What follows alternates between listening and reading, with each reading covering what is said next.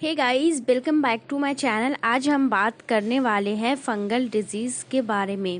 वैसे तो fungal disease बहुत सारे कारणों से होता है, लेकिन जहाँ पे ज़्यादा पसीना जमा होता है वहाँ पे भी फंगल डिजीज़ होता है। एग्जाम्पल के लिए अगर हम माने तो थाई के बीच में, हमारे दोनों आर्म्स के बीच में, अंडर्स आर्म्स में एंड ब्रेस्ट साइड में, यानी जहाँ पर पसीना जमा होता है वहाँ पे फंगल इन्फेक्शन होना स्टार्ट हो जाता है। फंगल डिजीज़ में क्या होता है, dry scalp and other part में भी ड्राइनेस आ जाता है, स्किन में एंड नेल, स्कैल्प में, और ये सब जगह जो है इचिंग करने लगता है। यानी जहाँ पे भी फंगल इन्फेक्शन होगा वहाँ पे इचिंग होगा ही होगा। रिंग वर्म जो होता है उससे भी बहुत ज़्यादा ये सब प्रॉब्लम होता है। यानी कि रिंग वर्म जो प्रेजेंट है वो डायरेक्टली सॉइल में होता है, कंटामिनेटेड वाटर ये सब में होता है, और हमें इससे क्योर करना बहुत ज़्यादा ज़रूरी होता है। सॉइल में अगर हम डायरेक्ट कांटेक्ट में आते हैं तब भी ये हो जाता है। और मॉइस्चर जो होता है वो सबसे बड़ा कारण होता है किसी भी बैक्टीरिया, वायरस या फंगी को पनपने का। फंगी जो है वो मॉइस्चर पे ही पनपता है, यानी जहाँ पे गीला होगा वहाँ पे होगा ही। और सबसे ज़्यादा जो होता है फोल्डेड स्किन के पास फंगल इन्फेक्शन होता है। यानी साफ वर्ड में बात करें तो विजाइना के पास बहुत ज़्यादा ही चांस होता है फंगल इन्फेक्शन का। प्रिवेंट कैसे करें हम इन्फेक्शियस डिजीज़ को? अच्छा, हमें पर्सनल हाइजीन को मेंटेन करना बहुत ज़रूरी होता है फंगल इन्फेक्शन में। पब्लिक हाइजीन को इम्पॉर्टेंट होता है मेंटेन करना, जिससे हम प्रिवेंट कर सकते हैं, रोक सकते हैं हम फंगल इन्फेक्शन को और बहुत सारे इन्फेक्शन को। लेकिन हम बात करें कि पब्लिक हाइजीन को हम कैसे मेंटेन कर सकते हैं, तो इसको मेंटेन करने का मेरा मतलब ये है कि अगर हम पब्लिकली हम जाते हैं टॉयलेट में तो वो बहुत ज़्यादा गंदा रहता है, तो वहाँ पे आप अवॉइड कीजिए वहाँ पे जाना।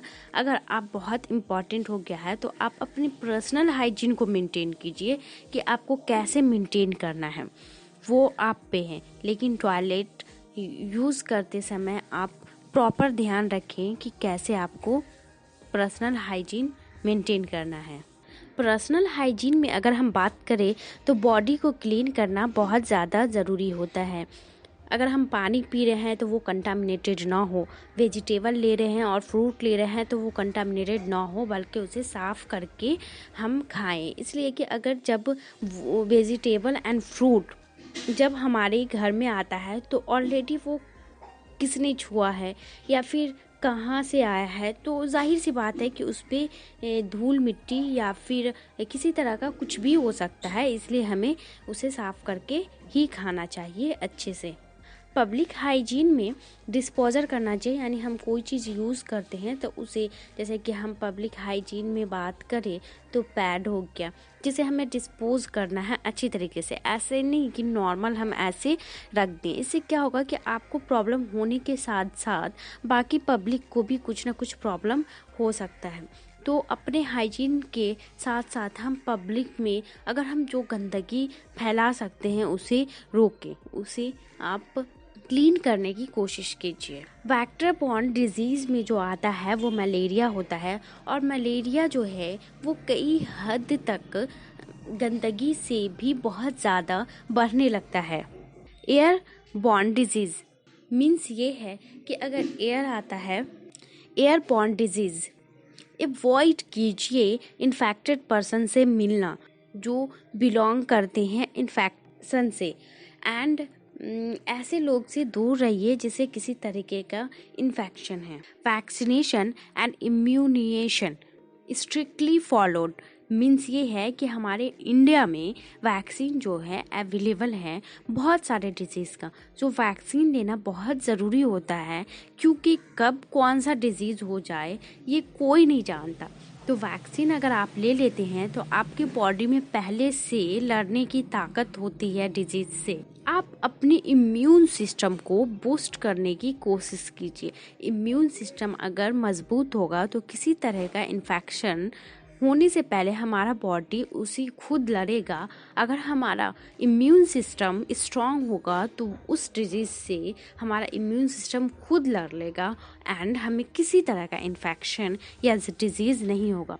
इम्यून सिस्टम पे अगला वीडियो आने वाला है, तो प्लीज़ आप उसे ज़रूर देखिएगा एंड प्लीज़ इसे स्ट्रिक्टली फॉलो करें।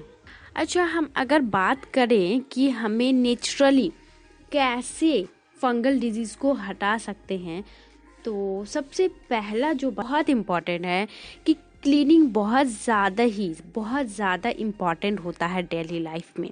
उसके बाद अगर हम बात करें तो मेथी को आप अच्छे से भून लीजिए या कच्चा ही आप धूप में सनलाइट के रोशनी में उसे सुखा लीजिए। उसके बाद उसे अच्छे से पाउडर बनाकर एक कंटेनर में रख लीजिए जो शीशे का हो, और उसे रोज 1 स्पून विद नॉर्मल वाटर ले लीजिए। इससे बहुत सारी बीमारी को दूर भगाने में मदद करता है। मीठा नीम मीन्स ये है करी पत्ता अपने डाइट में रोज के डाइट में शामिल कर लीजिए। इससे बहुत ज़्यादा ही फ़ायदा होता है हमारे बॉडी को। गार्लिक जो है वो भी बहुत इम्पॉर्टेंट होता है फंगल डिजीज़ को दूर करने में। हाँ, अगर फंगल डिजीज़ आपको ज़्यादा बढ़ रहा है तो प्लीज़ कांटेक्ट कीजिए डॉक्टर को। अगर डॉक्टर नहीं देखेंगे तो वो आगे बढ़ सकता है एंड फंगल डिजीज़ आगे जाके बहुत ख़तरनाक हो जाता है। और मेडिसिन लीजिए तो डॉक्टर से पूछ कर ही मेडिसिन लीजिए, बगैर डॉक्टर से पूछे मेडिसिन मत लीजिए। इसका कोई साइड इफ़ेक्ट हो सकता है, कुछ भी हो सकता है। यहाँ वहाँ देख के यूट्यूब पे या फिर सोशल मीडिया कहीं पे भी देख के आप कोई चीज़ यूज़ मेडिसिन के मामले में नहीं कीजिए, डॉक्टर से पूछ के कीजिए।